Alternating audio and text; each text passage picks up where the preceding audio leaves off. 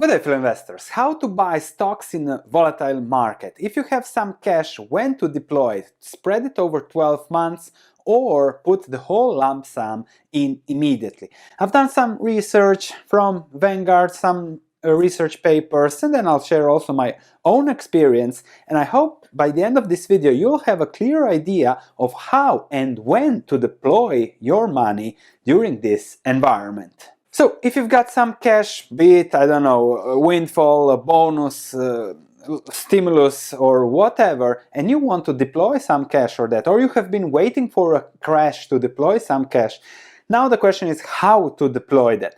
So, there are two strategies. One is to dollar cost average, to make a systematic investment over time. The other is to simply put in the lump sum. We're going to show historical results of that, of both strategies, to see which one is best and how maybe best fits you. Then we're going to discuss something very close to this, which is investing versus speculating. I'm going to share with you the importance of buying at the right moment in the market. What's the best time to buy, really to nail the bottom, how important that is when it comes to investing.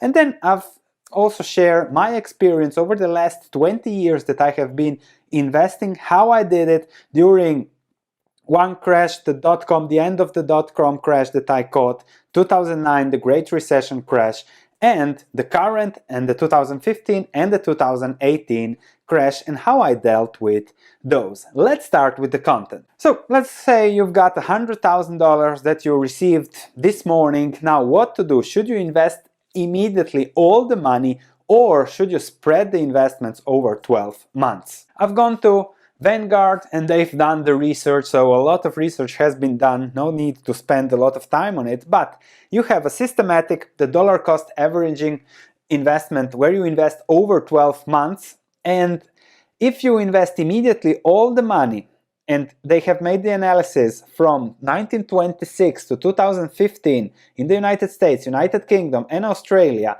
there is a 68% chance that you do best when you invest it all at one go, and a 32% chance that you do better with dollar cost averaging. So when you start investing, let's say 7 out of 10 times you will be better with a lump sum, 3 out of 10 times you will be better with the dollar cost averaging strategy. Thus, it is up to you whether you want to bet on the odds of 7 of 10 or 3 of 10. As we cannot time the market, we cannot know what will happen in the market. The last month has been full of negative news. The market is up 25%. So you cannot time that, and now you have to see what odds do you like. Lump sum, 7 out of 10 odds of doing good, or dollar cost averaging systematically, investing over a period of 12 months, 3 out of 10 you do good. I think this gives the answer, but we'll have a lot more to discuss and some nuances on that. Why does the lump sum portfolio outperform? Well, it always boils down to investing versus speculation. Investing is a positive sum game. When you are dollar cost averaging a lump sum, you time the markets, you try to time the market. And we all know that time in the market, the businesses, the growth, the development, the dividends, that is what gives you long-term returns, and that is what skews the odds 70% for the lump sum investment when you have the money against the dollar cost averaging or systematic spreading of the investment. Now, dollar cost averaging here isn't I have 1,000 every month and that's what I have and that's investing. That's a different kind of dollar cost averaging. We are talking here about what to do if you have the money now. Just a story here, I have started with really social media, financial writing, analysis, research in 2015, so we are now 5 years in, and I got constant emails from people waiting for a crash. 2015, 2016, there was a crash there, and everybody said, I'm selling everything, I'm waiting for a 50% crash, I'm waiting for 2009 lows. Still, with the current situation, just the market and many other stocks are much higher. The market is up 38% since then. So this is the cost of waiting for a better entry point. Similarly, missing the 25 best days of the S&P 500 since 1970 would change a $100 investment from a return that we are now, with dividends even more than 2,000 something, 3,000, to just what, $400. So by staying invested and not missing 25 days, the 25 best days in the market, you make 7 times more money. And as investing is about owning businesses, dividends, growth, value, and wealth accumulation, the best days are usually after the worst days. As you cannot time when the best days will come, when is the bottom, then it's better to stay invested, not to miss the best days in the market. And where does the real divergence create between 2,800 points of the S&P 500 of the 100 investment and $400? The divergence always comes in the recovery. 1987, look at this, all similar, and then boom, you have a big divergence after the second day after the Monday crash was already a great day. Those that missed that, then everything stable, bam, 2003 recovery, huge divergence after the crash, and then the ballistic divergence after 2009. So it's better to stay invested, because then you are also getting a share of the market that is going up. Now, timing the market, jumping in and out of the market, average annual total return for the S&P 500 index from 1999 to 2019, fully invested, 6% annual return, just 10 days, which were somewhere March 2009, October 2009, bam, you are down 4% annually. That's a huge difference in returns. Missing more 20 days, I'm not even going to mention how detrimental that can be to your portfolio.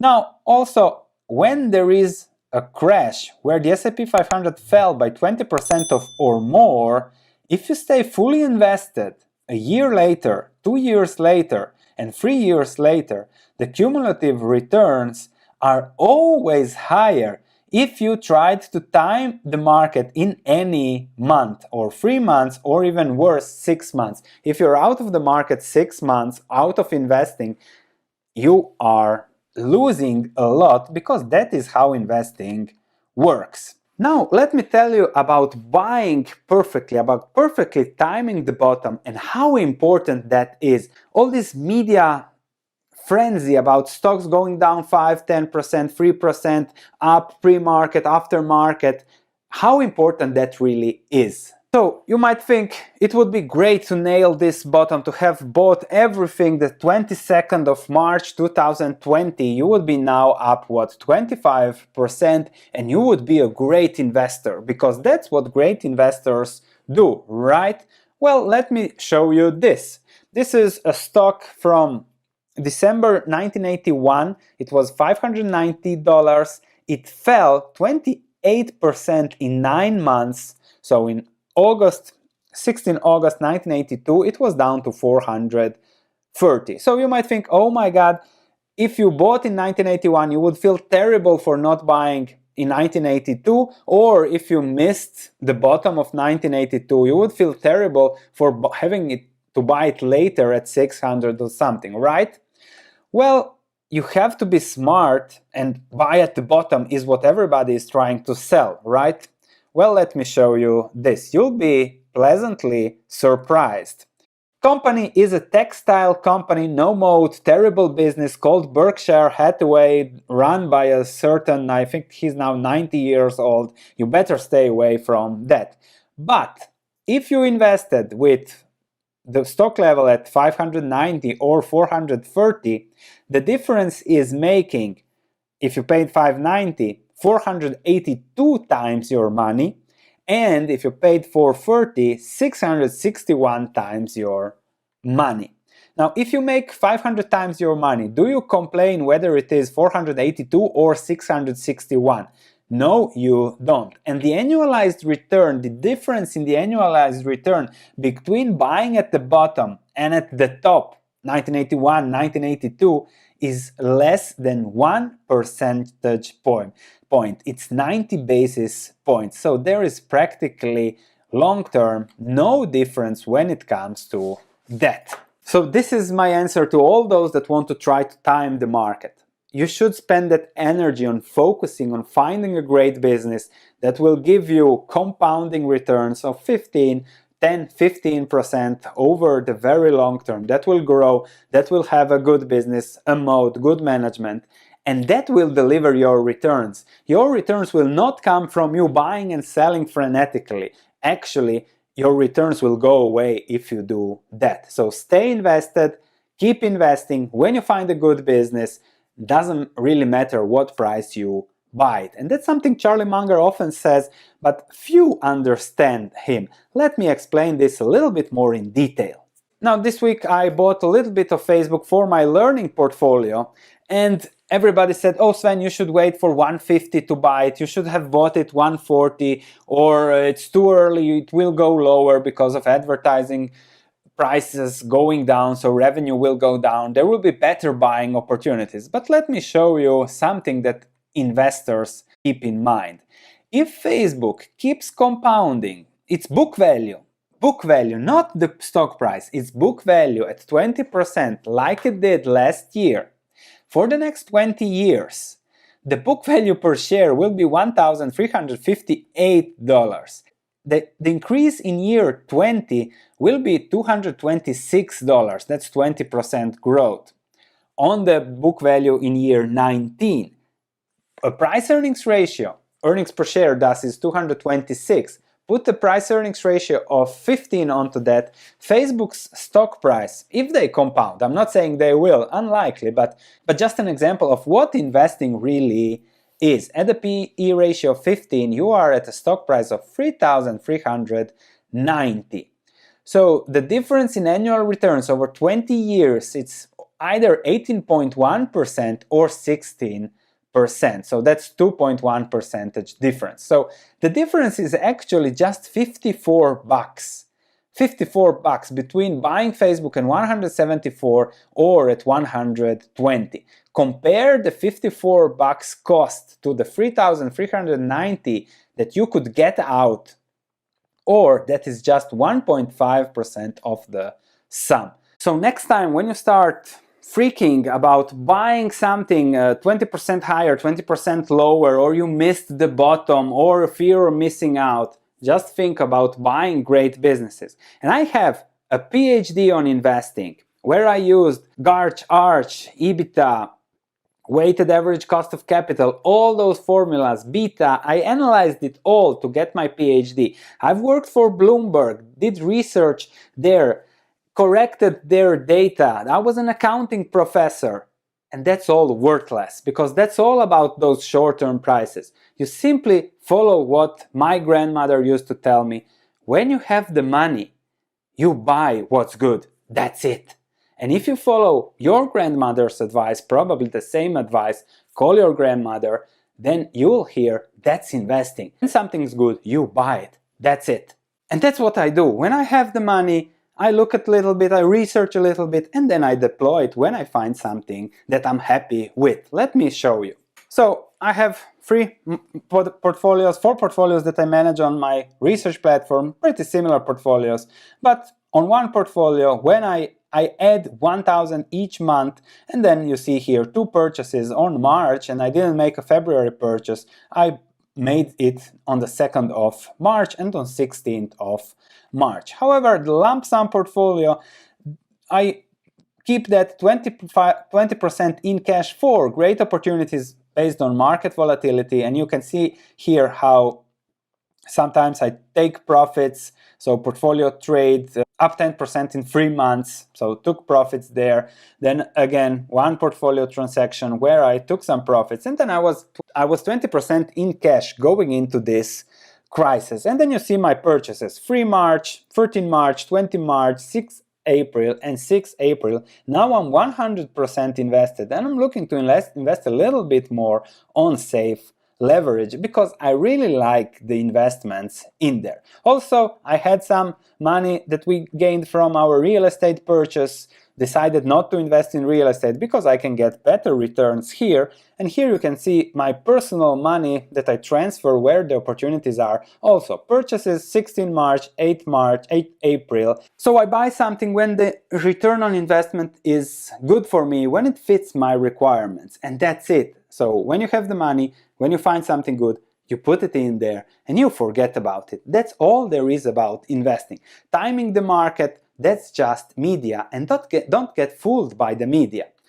I'm really shocked when I see this. When CNBC does its annual interview with Warren Buffett, constantly over the whole 2-hour interview, it's always talking about the daily moves of the market.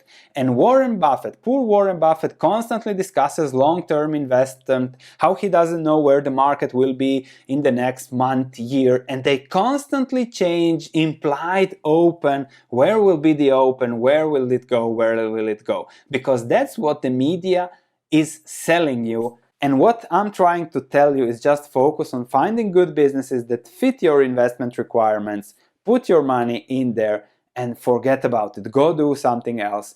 Go spend time with your family. The business will do the work what it is supposed to do. So focus on businesses, not that much on stock prices.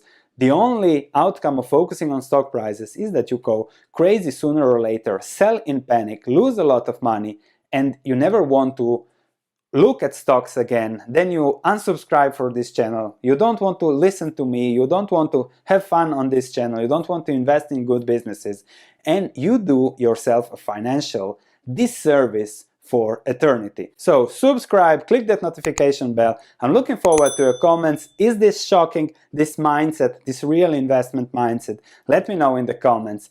Thank you. Check everything what I do as always on my website, and I'll see you in the next video.